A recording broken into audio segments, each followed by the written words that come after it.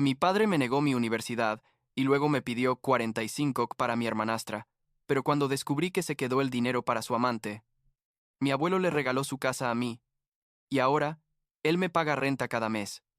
Tengo 33 años, trabajo en consultoría financiera, y honestamente necesito contar esta historia, porque lo que pasó con mi padre literalmente destruyó cualquier rastro de relación que quedaba entre nosotros, y la verdad es que no me arrepiento ni un poco de cómo terminó todo. Supongo que debería empezar por el principio, cuando mis padres se divorciaron y yo tenía como 10 años, porque ahí es donde realmente comenzó todo este desastre. Mis padres nunca debieron casarse, eso lo sé ahora. Cuando tenía 10 años, se separaron después de años de pelearse por todo, o sea, por todo. Desde el dinero hasta qué programa ver en la tele. Lo peor es que me usaban como mensajero, tipo, mi mamá me decía, dile a tu padre que necesito el cheque del alquiler, y mi papá me respondía, dile a tu madre que consiga un trabajo mejor, y yo ahí en el medio tratando de entender por qué los adultos no podían simplemente hablarse. El divorcio fue un alivio. La verdad, aunque en ese momento no lo veía así. Mi mamá, Linda, se quedó con la custodia y mi papá, Robert, básicamente desapareció por un tiempo. No es que se fuera del país ni nada dramático, simplemente dejó de aparecer seguido, dejó de llamar tanto, ya sabes cómo es eso. Lo que más recuerdo de esa época es pasar tiempo en la casa de mis abuelos paternos, George y Ellen. Ellos vivían en una casa grande en las afueras de la ciudad, nada lujoso, pero cómoda, con un jardín enorme donde yo podía jugar. Mi abuela Ellen me hacía galletas y me dejaba ver televisión hasta tarde, y mi abuelo George me enseñaba cosas de carpintería en su garaje. Ellos fueron más padres para mí durante esos años que Robert, sin exagerar. Mi mamá trabajaba 2 empleos para mantenernos a flote. Era gerente de una tienda departamental durante el día y hacía contabilidad freelance por las noches, así que yo pasaba mucho tiempo con mis abuelos cuando ella trabajaba. Cuando tenía 15 años, mi papá se volvió a casar. Se casó con Catherine, una mujer súper amable que trabajaba como enfermera y que tenía una hija de mi edad llamada Olivia. Honestamente, Catherine siempre fue buena conmigo. Nunca trató de reemplazar a mi mamá ni nada de eso. Era solo una persona genuinamente decente, que por alguna razón se enamoró de mi padre, Olivia. Y yo nos llevábamos bien. No éramos súper cercanos, pero tampoco había drama. Tipo nos tolerábamos mutuamente, y de vez en cuando hasta salíamos juntos con amigos. La vida siguió más o menos normal por un tiempo. Yo iba a la casa de mi papá algunos fines de semana, pasaba tiempo con mi nueva familia extendida, y todo parecía funcionar. Pero entonces llegó el momento de ir a la universidad. Yo tenía 18 años. Había aplicado a varias universidades y quedé en una bastante buena a unas 3 horas de distancia. Estaba emocionado, ¿sabes? Era mi oportunidad de salir, de empezar de nuevo, de ser alguien. Durante años mi papá me había dicho que tenía dinero, ahorrado para mi universidad, que no me preocupara por eso, que él se encargaría. Pues resulta que cuando llegó el momento de pagar la matrícula, de repente ese dinero no existía. Me sentó y me dijo, mira James, la situación cambió, tengo una nueva familia que mantener. Catherine no gana tanto como enfermera, y necesito ese dinero para otras cosas. Así, sin más. Años de promesas tiradas a la basura en una conversación de 10 minutos. Mi mamá se puso furiosa. Obviamente.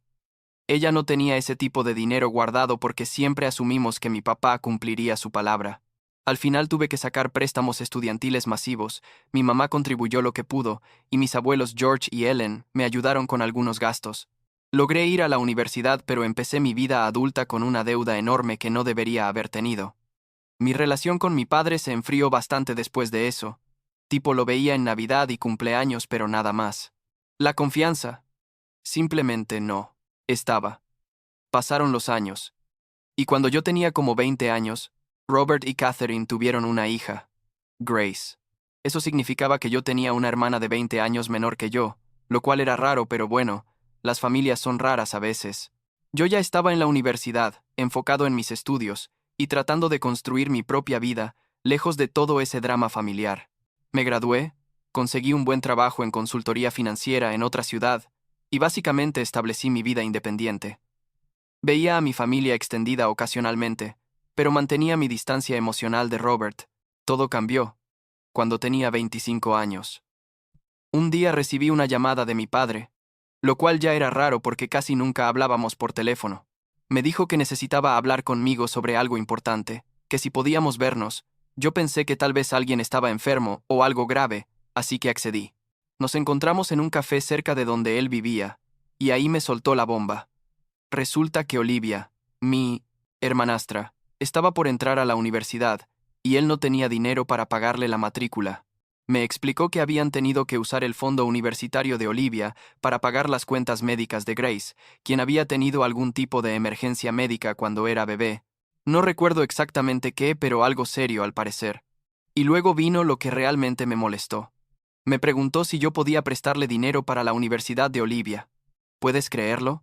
El hombre que me negó mi propio fondo universitario ahora me estaba pidiendo que pagara por su hijastra. Yo me quedé ahí sentado, tomando mi café, tratando de procesar la audacia absoluta de esta petición. Le pregunté cuánto necesitaba, y me dijo que como $45 para cubrir el primer año, con la promesa de que me pagaría de vuelta eventualmente. La cosa es que yo le tenía cariño a Olivia. Ella no tenía la culpa de nada de esto. Era una buena chica que merecía ir a la universidad, pero también sabía que mi padre era un mentiroso, que no cumpliría con pagarme de vuelta, y que básicamente estaba tratando de manipularme usando mi simpatía por Olivia. Así que le dije que ayudaría a Olivia, pero con una condición: tenía que ser completamente honesto con Catherine sobre lo que había pasado con el fondo universitario de su hija. Tenía que admitirle a su esposa que había usado ese dinero sin consultarle apropiadamente. Robert se puso incómodo. Empezó con excusas de que Catherine ya lo sabía, que habían tomado la decisión juntos, bla, bla, bla. Pero yo insistí. Le dije que si quería mi ayuda necesitaba prueba de que Catherine estaba al tanto y de acuerdo. Al final accedió. Supuestamente habló con ella, y yo transferí el dinero directamente a la Universidad de Olivia. No le di el dinero a él, porque sabía que si lo hacía probablemente nunca llegaría a donde debía llegar. Avancemos un par de años. Yo tenía 27 años cuando conocí a Laila. Ella trabajaba en recursos humanos en una empresa con la que mi firma consultora hacía negocios, y nos conocimos en una reunión de trabajo. Laila es de origen afgano, su familia emigró cuando ella era niña, y es una de las personas más inteligentes y amables que he conocido en mi vida. Nos hicimos amigos primero, luego empezamos a salir, y para cuando cumplí 30 años sabía que quería casarme con ella. Le propuse matrimonio, y ella dijo que sí, y honestamente fue uno de los momentos más felices de mi vida. Cuando le conté a mi familia sobre el compromiso, la reacción fue mayormente positiva. Mi mamá estaba emocionada, mis abuelos adoraban a Leila, Catherine y Olivia fueron súper amables, pero Robert, mi padre, no pudo ocultar su desaprobación. Y cuando digo que no pudo ocultarla, digo que literalmente la expresó abiertamente. En la cena familiar donde anunciamos el compromiso, él hizo comentarios sobre las diferencias culturales, sobre qué pensarían sus amigos, sobre si estaba seguro de que esto era lo que quería. Fue humillante y furioso al mismo tiempo. Lo peor fue que después de esa cena, Robert empezó a enviarme artículos de noticias sobre conflictos en Medio Oriente, como si eso tuviera algo que ver con Laila o su familia. Le dejé muy claro que su opinión no era solicitada ni bienvenida, que me iba a casar con Laila de todas formas, y que si no podía ser respetuoso, entonces no necesitaba estar en mi vida. Él respondió diciendo que solo estaba preocupado por mí, que como padre tenía derecho a expresar sus preocupaciones, todo ese discurso manipulador que la gente usa para justificar su racismo o xenofobia. Laila y yo seguimos adelante con los planes de boda de todas formas.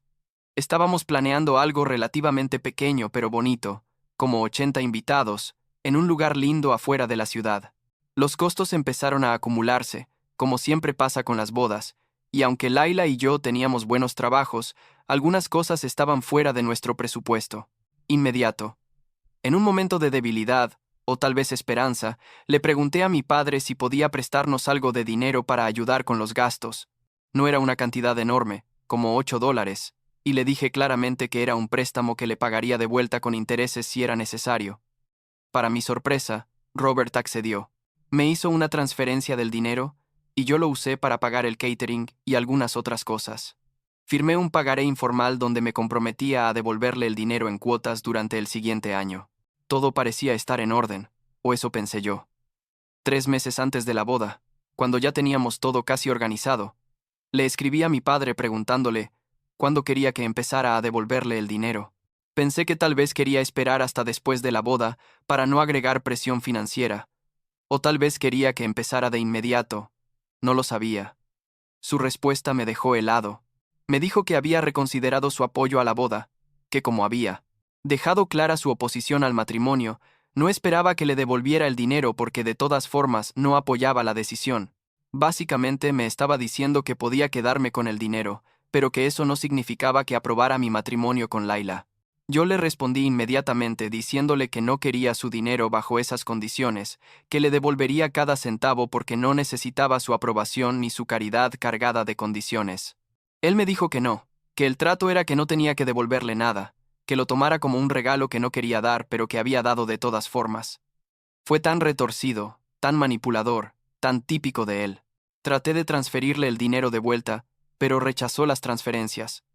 Le envié cheques por correo y me los devolvió sin cobrar. Era como si quisiera mantener esta deuda moral sobre mi cabeza. En ese momento algo se rompió en mí. Toda la frustración acumulada de años, todas las promesas rotas, todas las manipulaciones, todo salió a la superficie, y decidí que ya era suficiente. Ya tenía 33 años, era un adulto exitoso con su propia vida, y no necesitaba seguir arrastrando esta relación tóxica con un padre que claramente nunca me había puesto primero. Entonces, hice algo que probablemente debía haber hecho años atrás.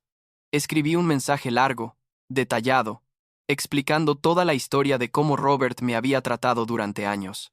Mencioné cómo había usado mi fondo universitario para su nueva familia, cómo me había pedido dinero para Olivia, solo para descubrir después que probablemente había otras razones financieras detrás, cómo había tratado a Laila con desprecio y racismo, cómo había intentado manipularme con el préstamo de la boda.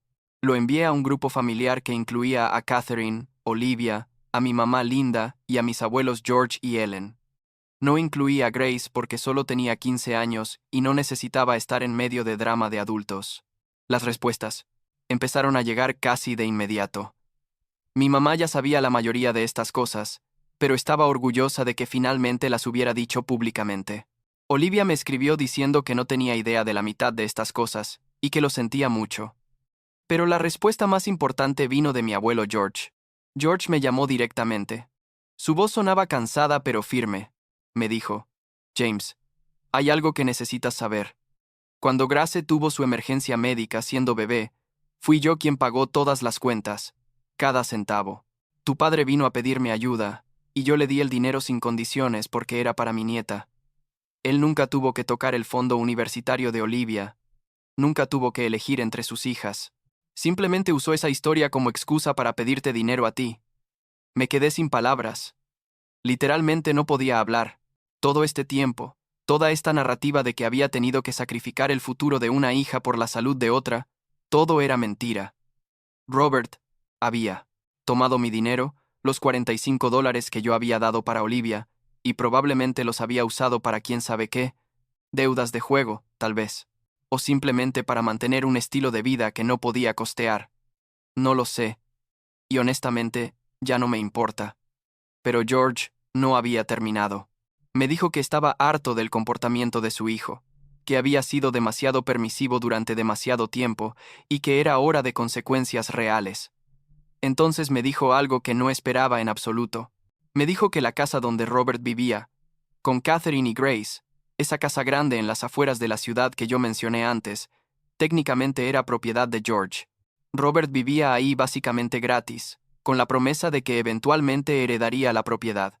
George me dijo que iba a transferir la casa a mi nombre como regalo de bodas, y que a partir de ese momento, Robert tendría que responder ante mí si quería seguir viviendo ahí. Yo traté de decirle que no era necesario, que no, quería causar más problemas, pero George fue firme. Me dijo: este no es solo un regalo para ti, es una lección para mi hijo. Ha vivido sin consecuencias durante demasiado tiempo y es hora de que aprenda. La casa sería mía, con escrituras y todo legal, antes de mi boda. Cuando Robert se enteró, empezó a mandarme emails y mensajes de voz desesperados.